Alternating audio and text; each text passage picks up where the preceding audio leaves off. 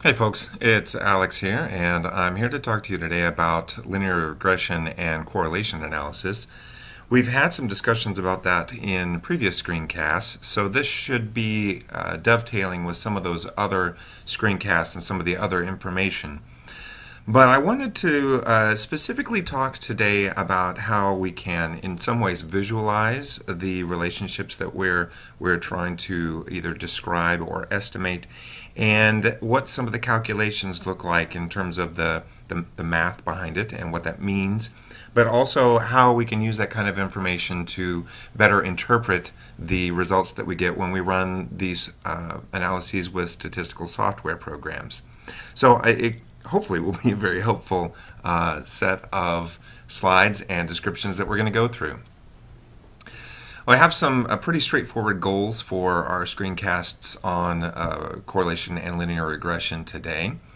After working through these with me, you should be able to calculate and interpret the simple correlation between two variables. You should be able to determine whether the correlation is significant. You should be able to calculate and interpret the simple linear regression equation for a set of data.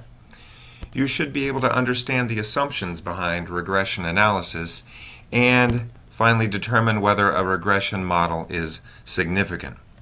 Now I have some other goals which if we have time we'll get to, although I can't guarantee, and perhaps this will be in a different set of screencasts. But there are also ways that we can look at interpreting confidence intervals, ways that we can recognize different applications for prediction and description, some ways that we can identify potential problems in using regression analysis, and then what do we do if we have nonlinear relationships. For the most part today, though, we're gonna stick with the basics. One of the first ways to think about what a correlation in particular does is to think about visualizing the data using a scatter plot. And it usually shows the relationship or the association between two different variables. Now when we look at a scatter plot, we're really visualizing a correlation analysis, which measures the strength of association or the linear relationship between those two variables. We are only concerned with the strength of the relationship and also the direction, whether it's positive or negative. We are not trying to apply any sort of causal effect or implication to that. So we're just looking at the strength of the relationship and the direction of the relationship, and quite frankly I'll also add to that the statistical significance of the relationship. We are not trying to say that there's a causal relationship. So what does it look like? Well, if you have a linear relationship, you can see on the left over here, there are some really interesting forms. Usually the points will group together, either in a positive way or in a negative way. And these are simply the variables on the x-axis and the y-axis, and you plot. So there's a case where the value for one variable, x, and the value for another variable, y, intersect, and that's what you plot. And so all of these show these plotted points where one variable and another variable intersect for a given set of data. Linear relationships are simply relationships that you can plot a line through, whereas curvilinear, what a shock, are relationships that have curved lines or curved relationships. So as the x variable increases, y increases at first and then shifts and decreases at the end. We can also think about the strength of the relationships, and it essentially means that the tighter the plotted intersections between these two variables are, that the stronger the relationship is. And you can see that these are more narrow or tighter plots than these over here on the weak side. These are much wider distributions of these scores on the scatter plot. And the no relationship is when essentially you have a flat line, right? One of the variables does not change significantly or at all when the other variable changes. And that can be a flat line or it can be just sort of this amorphous blob. But that's usually what it looks like. So we've got an idea what a linear versus a curvilinear relationship looks like. And remember, we're focusing on linear. We have an idea of what a strong relationship and a weak relationship would look like among linear correlations or linear regression. And then we have an idea of what no relationship looks like. It's when there's no variation on one of the variables' axes when we have variation in the other, or we can't predict it. We have no way of knowing where this is. Okay, so what is a correlation coefficient? Well, we can talk about the population and we can talk about the sample. We've done that before. We're often trying to get a statistic as a way to either describe or infer something about the sample. If we're looking at a population correlation coefficient, it's going to measure the strength of the association between those two variables.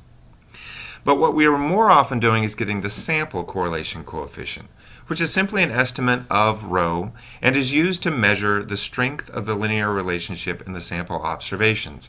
And we often designate that as R. Now there are some features of rho and R, in particular, remember we're thinking about R, that are unique. One is they're unit free. Right? It's a set of numbers that ranges between between -1 and +1. But there's no unit associated with that. There might be some when we interpret it, but the values themselves of rho and R are unit free. They do range from -1 to +1. The closer to -1, the stronger the negative linear relationship. And the closer to +1, the stronger the positive linear relationship. And then you might have guessed, the closer to 0, the weaker the linear relationship is. So let's take a look at what that looks like.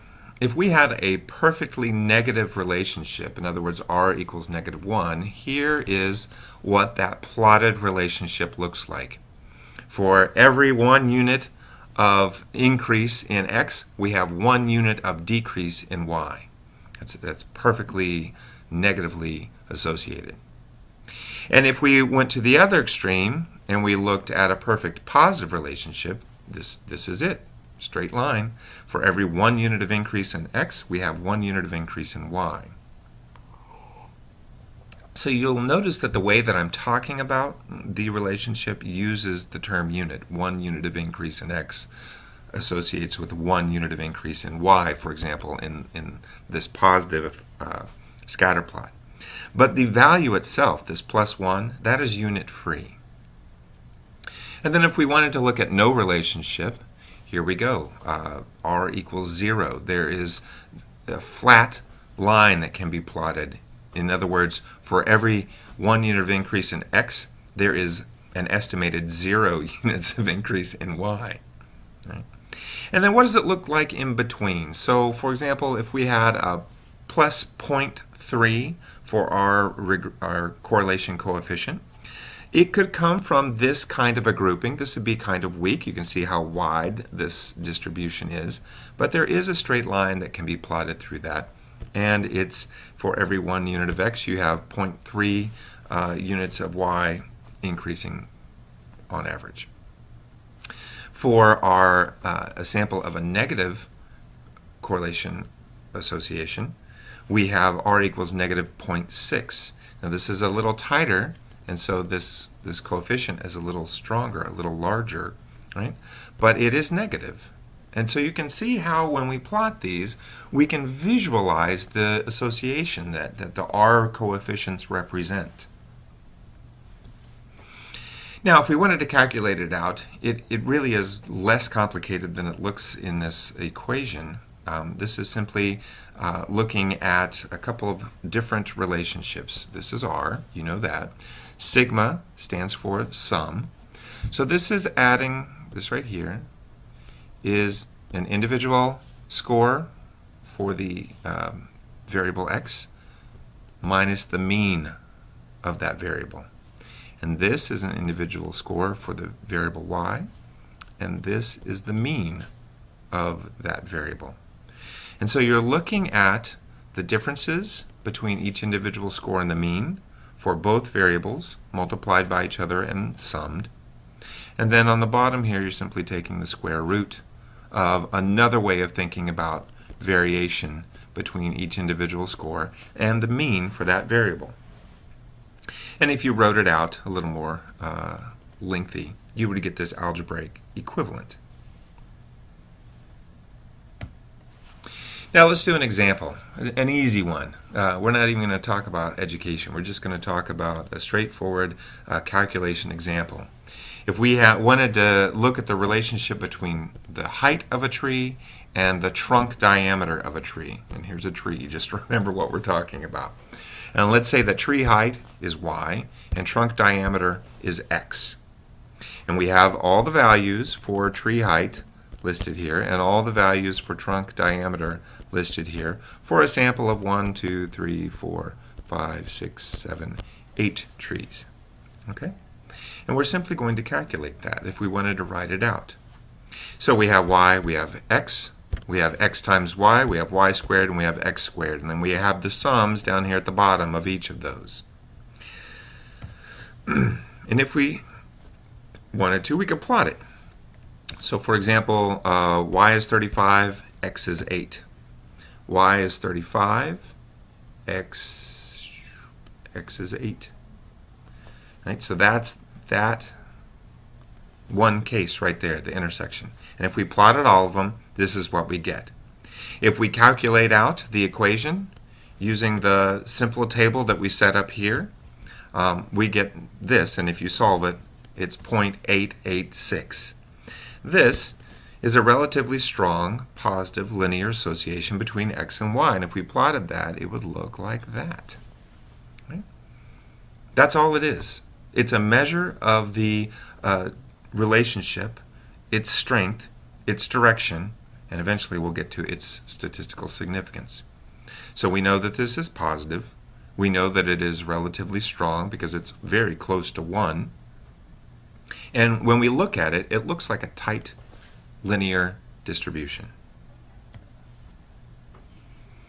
Now, if we wanted to, we could calculate this using Excel or SPSS or many other different ways. And the way that it usually looks is that it'll have a table where each of the variables are listed in both the rows and the columns. Obviously, each variable is perfectly associated with itself, right? And then when you have the correlation between the two variables, there it is. There's the coefficient that we had right back here. It's the same one. Now, how do we think about significance testing? For that, we're going to pause and we'll come back to it in the next screencast in this series.